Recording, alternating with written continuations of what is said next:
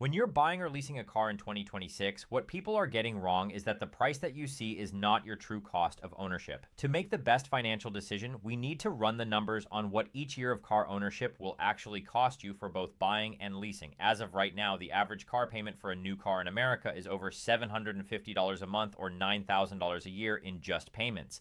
And that doesn't even include insurance, maintenance, and gas. And while interest rates have come down a little bit from 2024, which was the last time I made this type of video, cars are still expensive. For today's video, we're going to reference a Toyota RAV4 Woodland Edition that starts at $30,900, and that's actually $10,000 below the average new car price of $50,000 in 2026. And the best part is I'm going to show you a side-by-side comparison of what the numbers look like when you buy it versus when you lease it. All right, so let's get into buying. For buying a car, you can either pay cash for a car, or most people will probably put down a down payment and finance the rest. So let's actually go over what that scenario looks like. Let's pretend that you have a prime credit score. So your average APR you're going to get on this car is 6.51%. We'll make a 20% down payment on this car, which is $7,980, and we're going to finance the car for the average loan term in the United States right now, which is around 6 years, so 72 months. That means your monthly payments at a 6.51% interest rate is going to be $537 per month, or about $38,664 over the course of 6 years. Now, here's the kicker. Of that 38.6K, you're paying $6,044 just in interest. And again, that's just the loan payment. And here's where most people actually stop calculating their true cost. But that's a huge mistake, because we also have to factor in what our 72-month cost of insurance, maintenance, and fuel is as well. Luckily, you can look up these numbers for most car models on Edmunds.com, and I will link that resource down below for you guys. But for now, I filled this in for you for the sake of this video. So insurance is going to cost you $8,640 over 6 years based on estimates. Fuel is just under $12,000 at $11,980, or about $165 a month, and maintenance will run you $7,272 over the course of 72 months. According to CarEdge.com, the RAV4 actually holds its value really well. So after 6 years, it retains 68% of its value, meaning that you can resell it for about $27,043. That means your total cost to own this RAV4 over 6 years, if you add up all the costs and subtract the resale value, is the following. You want to add up $7,980 plus $38664 in payments, plus the $86.40 in insurance, $11,880 in fuel, and $7,272 in maintenance, for a subtotal of $74,436. Subtracting the resale value of $27,443, you can see that your total cost to own this car over 6 years is $47,033. That's $7,830 per year to own this car. Now, what's really interesting with this number in particular, the 47K number, is that that's actually pretty good in the car world. Your sticker price on the Woodland RAV4 was $39,900, and you paid just over $7,000 extra over sticker to own the car outright over 6 years. That's not particularly great, but it could actually be a lot worse depending on the resale value of the car that you choose. Pretend that the residual value was 47% over 6 years instead of 68%. Now, 47% is actually a pretty common depreciation amount with most cars across the board. If that were the case, then your total cost of ownership over 6 years is just over $55,500, which is 40% more than the sticker price of the car. But now let's go over the leasing scenario. So leasing is where you are basically renting the car for a period of 3 or sometimes 4 years. It usually comes with a cheaper monthly payment as well as less money due at signing.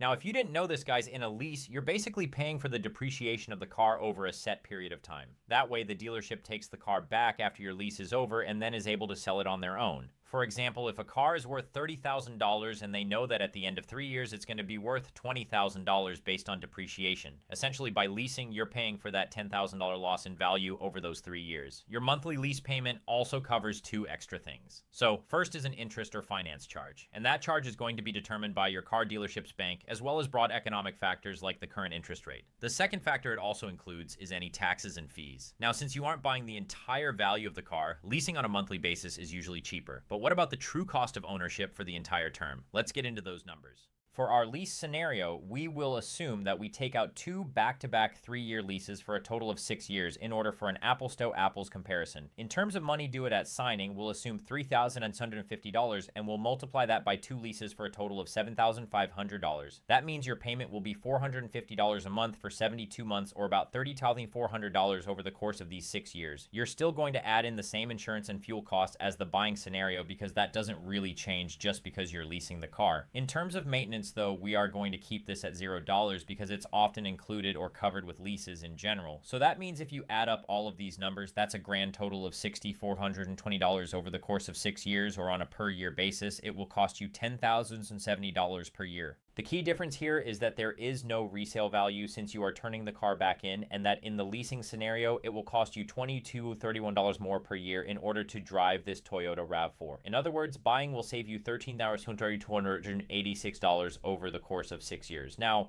you actually might think, okay, well, video's over. We already figured out buying is better than leasing. Let's, call it a day. But the actual truth is that before you make your decision, we need to talk about the 3 scenarios where these numbers might change, because not everyone's situation is the same. So these 3 situations are the following. Number 1, if you keep your car for 3 years instead of 6. Number 2, if you drive for way more than the average lease amount, so more than 12,000 MI. And number 3, if your interest rates change either up or down. So going over number 1, what actually happens if you keep the car for 3 years instead of 6? Does actually leasing get better at this point? So this is where leasing does look more competitive. Let's run the numbers to show you, because there is something tricky about this entire scenario. For buying, you would still pay the $7,780 down payment. You'll have 36 months of payments at $978 a month, which totals $3,528. Insurance and fuel and maintenance. These will all be half of the 6-year cost because you're only doing it for 3 years. And that is $57,084 in total costs. Now, the RAV4 holds its value very, very well over 3 years, and it's going to be worth $32,319 at the end of 3 years, or the equivalent 81% residual value. So your true cost over 3 years is going to be $24,765, or about $8,225 per year. For leasing over 3 years, I'm not going to say all the numbers, but they'll just be up on the screen. You can see that the total is going to be $3,210, or still $10,000 per year. So even over 3 years, buying still saves you money, about $5,445, but the gap is smaller. But the key number here, the very key number here, is the resale value. The RAV4 holds its value exceedingly well, 81% residual value after 3 years. But if the residual value is 60% over 3 years, like many of the cars out there, well, guess what? Leasing actually is cheaper by about $2,900-ish. So when it comes to buying versus leasing a car for 3 years and 3 years only, you really need to pay attention to the numbers and run them yourself. Sometimes buying could be cheaper, but other times leasing could be cheaper. But I will say the nice part is that if you buy a car after 3 years, at least you own an asset, versus if you lease the car, you have nothing to show for it at the end of 3 years. Now let's get into the second scenario, where perhaps you drive more than the average person does, or you drive a lot more than what your lease terms come with. Standard leases are usually 10 or 12,000 miles per year. If you exceed that, you generally pay between 15 to 25 cents per mile in overage fees. So let's pretend you drive $18,000 mile a year instead of 12,000. That's going to be 6,000 extra miles. And at 25 cents per mile, that's going to be about $4,500 in fees extra per lease. If you did that for 2 leases back to back, so 6 total years, that would be an extra $9,000 in fees on top of the original amount that we calculated. And that just means leasing becomes significantly more expensive. So if you're somebody that just understands themselves and just knows that, hey, I might drive more than the mileage limit or more than 12,000 me, I would probably stay away from leasing. Now, the next scenario that's going to be very applicable to you, especially if you're watching this in the future, is if interest rates change. For today's video, we used a 6.51% interest rate in our scenario, but let's say in the future, interest rates drop to 4.5%.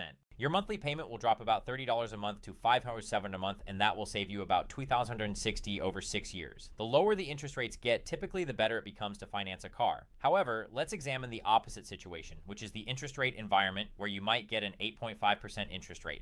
In that case, your monthly payments would balloon up to $571 per month, costing you an extra $2,448 over the loan term in our scenario with the RAV4. Buying a car in this scenario actually still wins out because you own the asset at the end of the day, but the math becomes less favorable over leasing.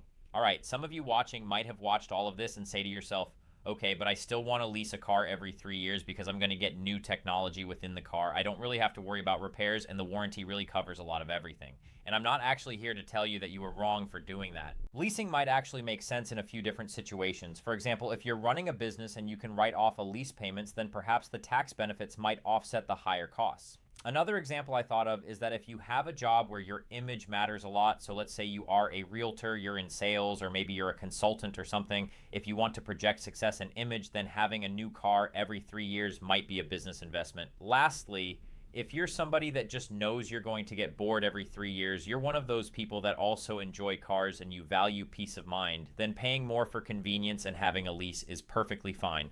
I've been personally reading a book lately about The Art of Spending Money by Morgan Hell, and in it he says that everyone has different values based on their upbringing. Those values really drive how people spend money. So, it's not for me to say whether or not a lease decision is good or bad for you or not. This video is made to serve you so that you can make the choice with your eyes open about what the potential costs are going to be. Now, this video would not be complete if I didn't share with you guys what I personally would do when I'm buying a car. The first option I would go for is to try to buy a car in cash if I have the budget and I could afford it. There's going to be some comments of you guys saying, yeah, but Humphrey, you could just finance the car and then invest the difference. I think, though, at the average interest rates of around 6.5%, that the decision is really close between just buying the car outright and investing the difference of that money. The stock market averages about 8% per year. And while, yeah, you might be able to make more in the stock market, I would prefer a guaranteed return on my money. So if a car loan is going to cost me 6.5%, I'm just going to pay it off in full if I have the money on hand. All right, but what if I am financing a car or contemplating putting some money down and then taking on a monthly payment? If that were the case, I'm going to make sure that I buy a reliable car, something like the Toyota RAV4 that holds its value very well. Then what I want to do is finance it with the shortest term that I can afford possible. Now, this is the actual key of owning a car. I'm going to keep the car as long as I can and drive it into the ground. Hopefully that's 10 years, maybe 12 years instead of 6, because if you're able to do that, then your cost per year drops dramatically. Another thing that people don't really talk about is that when you get to the point where you're done paying off your car, you want to take any extra money that would have gone towards your car payment and invest it instead. That's a really good wealth hack, because when you have no car payment, you really want to take advantage of that. All right, so I think most people will underestimate the true cost of their decisions over their lifetimes, but I hope that this video enlightened you a little bit, at least in the car buying scenario. If you're interested in another video about cars, I will leave it up on the screen for you guys right here. Again, thank you guys for watching. I will see you guys in a future video on this channel. You guys make this all possible, so thank you again. I'll see you later.